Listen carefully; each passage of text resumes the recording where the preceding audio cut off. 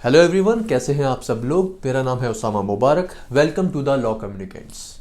दोस्तों, last video में हमने आर्टिकल 16 को डिस्कस किया था। हमने देखा था कि equality of opportunity in public employment की बात आर्टिकल 16 ने कैसे की है और केस लॉस क्या क्या रहे, क्या क्या फॉलो हुए।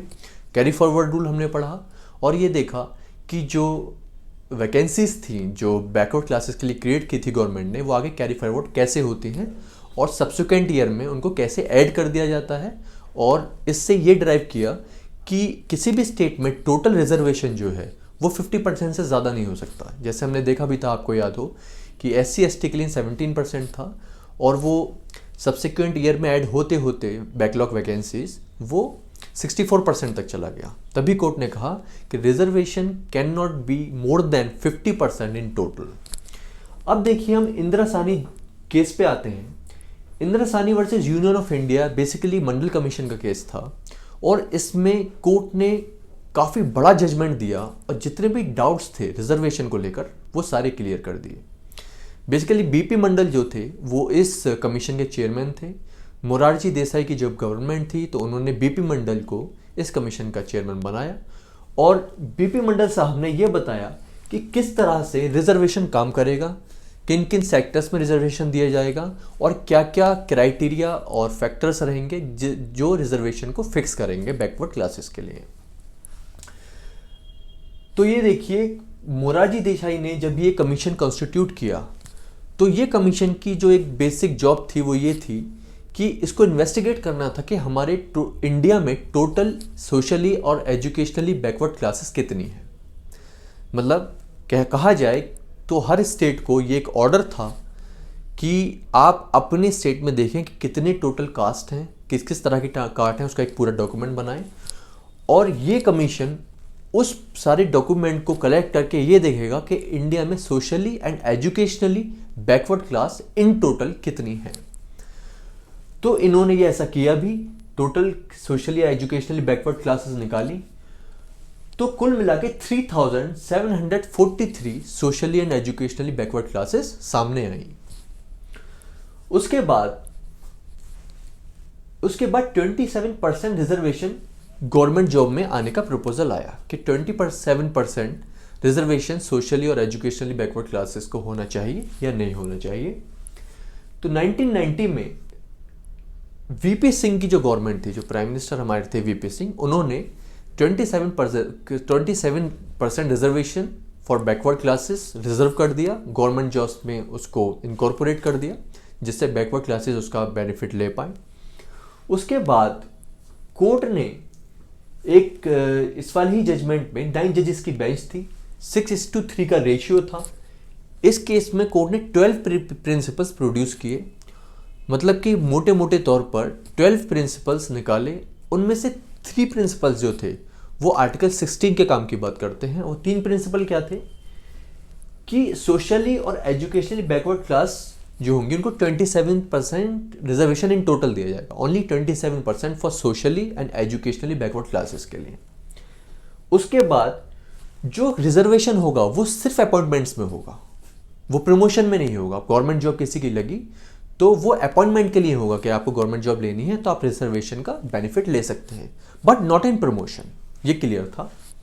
उसके बाद तीसरा प्रिंसिपल ये था कि जो रिजर्वेशन की लिमिट होगी, जो सीलिंग होगी, वो 50% होगी। 50% से जैसे ही एक्सीड करेगा ज़्यादा रिजर्वेशन तो उसको अनकॉन्स्टिट्यूशनल और वॉइड डिक्लेयर कर दिया जाएगा। तो ये भी ध्यान रखना होगा स्टेट्स को कि गवर्नमेंट जॉब्स देते टाइम आपको 50% रिजर्वेशन ही रखना होगा। अब सपोज करिए socially and educationally backward classes के लिए 27% है, कुछ परसेंट SC के लिए हैं, कुछ परसेंट ST के लिए हैं, तो टोटल मिलाकर 50% से ज़्यादा रिजर्वेशन एक्सीड नहीं करेगा। ये ध्यान रखना होगा स्टेट्स को। तो ये कोर्ट की गाइडलाइंस थी विद रिस्पेक्ट टू रिजर्वेशन। उसके बाद गवर्नमेंट को लगा कि इंदिरा साहनी का जो जजमेंट है और इन कंडीशंस के जो जजमेंट आया है, जो 3 प्रिंसिपल्स अभी मैंने बताए, वो एक गलत जजमेंट है, रॉन्ग जजमेंट है। तो हमने ये पहले भी पढ़ा था, जब भी गवर्नमेंट को ये लगता है कि जो जजमेंट सुप्रीम कोर्ट के गलत हैं या उनको रिवर्स करना होता है तो गवर्नमेंट अमेंडमेंट, कॉन्स्टिट्यूशनल अमेंडमेंट ले आती है और अपना जो उसको प्रपोज करना होता है वो उन अमेंडमेंट्स के थ्रू प्रपोज करती है। तो गवर्नमेंट जो है 4A यानी कि 77th अमेंडमेंट एक्ट लेकर आई। उसने आर्टिकल 16 में 4A क्लॉज को ऐड किया। 4A क्लॉज जो था वो बात करता था कि reservation in promotion for SC and STs की। जो 77th अमेंडमेंट गवर्नमेंट लाई अमेंडमेंट एक्ट, उसने 4A सब क्लॉज आर्टिकल 16 में ऐड किया। और ये 4A जो सब क्लॉज था वो बात करता था promotion of reservation for STs and SCs। ठीक है। उसके बाद आर्टिकल 16 सब क्लॉज 4 भी ऐड किया गवर्नमेंट ने, जो किया 81st अमेंडमेंट एक्ट के थ्रू। 81st जो अमेंडमेंट आया उसने आर्टिकल 16 में 4 भी ऐड किया, और 4 भी बात करता था कि जो एक सीलिंग लगाई हुई है 50% रिजर्वेशन की, उसको ख़त्म कर दिया इस अमेंडमेंट के थ्रू। और ये कहा कि अगर किसी भी स्टेट में रिजर्वेशन 50% से ज़्यादा एक्सीड करता है तो उसमें कोई दिक्कत नहीं है, वो वैलिड रहेगा और कॉन्स्टिट्यूशनल रहेगा। तो ऑल इन ऑल ये केस बेसिकली बहुत बड़ा केस है। जो BP मंडल का केस था, ये इंद्रसानी वर्सेस यूनियन ऑफ इंडिया, इसमें काफ़ी सारी पैरामीटर्स कोर्ट ने डिसाइड किए थे विद रिस्पेक्ट टू कास्ट, किस कास्ट को किस बेसिस पे क्या क्या रिजर्वेशन दिए जाएगा। तो बेसिकली हमने यही पढ़ा इसमें कि रिजर्वेशन जो है एक पॉजिटिव डिस्क्रिमिनेशन की बात करता है। रिजर्वेशन दिया जाना बिल्कुल जस्टिफाइड है, इसलिए गवर्नमेंट ने ये क्लॉजेस 4A एंड 4B जोड़े आर्टिकल 16 के अंदर। और जब पॉजिटिव डिस्क्रिमिनेशन की बात होती है तो रिजर्वेशन एज एन इनइक्वलिटी काम नहीं करता है, वो बराबरी ही की बात करता है। जो नीचे तबके के लोग हैं उनको ऊपर लाने की बात करता है, और एक बैकवर्ड क्लास को अपवर्ड रेज करने की बात करता है। तो बेसिकली 14, 15, 16 जो आर्टिकल हैं वो आर्टिकल जो है स्पेसिफिक बात करते हैं। जैसे आर्टिकल 15 वुमेन चिल्ड्रन का भी एक क्लॉज जोड़ा गया उसमें कि there can not be discrimination on the basis of religion, race, caste, sex, place of birth. Article 16 में ये था कि religion, race, caste, sex, place of birth तो है ही हैं, डेसेंट और रेजिडेंस भी है। इसमें 2 क्लॉज और जोड़ दिए कि स्टेट डिस्क्रिमिनेट नहीं कर सकती with respect to public employment on the basis of religion, race, caste, sex, place of birth, descent and residence. आप इन अमेंडमेंट्स को ध्यान रखिएगा, मैं आपको पॉइंट आउट कर देता हूँ। पहले हमें ये ध्यान रखना होगा मंडल कमीशन केस कौन सा केस था, इंदिरासानी वर्सेस यूनियन ऑफ इंडिया। उसके बाद चेयरमैन जो थे मंडल कमीशन वो BP मंडल थे। इनका काम था to investigate the number of socially educationally backward classes, के बैकवर्ड क्लासेस सोशली और एजुकेशनली कितनी है टोटल इंडिया में।